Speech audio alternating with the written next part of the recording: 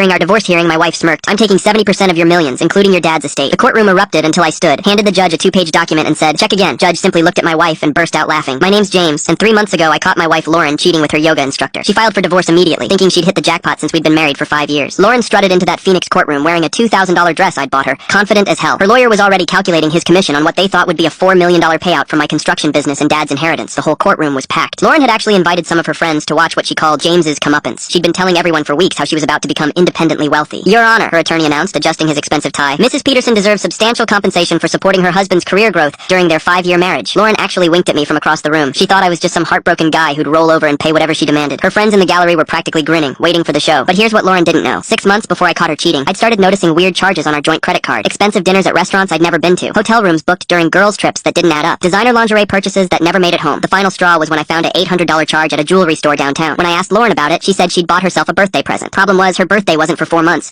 so I hired a private investigator named Frank. Best $5,000 I ever spent. Frank followed Lauren for 6 weeks. What he discovered was worse than I imagined. The yoga instructor was just the latest in a long line of affairs. There was also her personal trainer, a bartender from her favorite restaurant, and even one of my own business partners. Lauren had been using our joint accounts to fund these relationships. Expensive gifts, romantic getaways, even paying for her affair's gym memberships. She'd blown through nearly $50,000 of our money over 2 years. The 2-page document I handed Judge Ramirez wasn't financial records. It was Frank's detailed investigation report proving Lauren had been having multiple affairs for over 2 years, complete with time-stamped photos, hotel receipts, restaurant bills, and screenshots of explicit text messages. In Arizona, adultery doesn't automatically disqualify you from alimony, but it sure does when you've been systematically draining marital assets to fund your affairs. It's called waste of marital property, and it's a big deal in divorce court. The judge read the first page slowly, his eyebrows climbing higher with each line. He flipped to page 2, studied the photos, and then burst out laughing so hard his glasses nearly fell off. "Mrs. Peterson," he said, trying to compose himself, "not only are you getting nothing from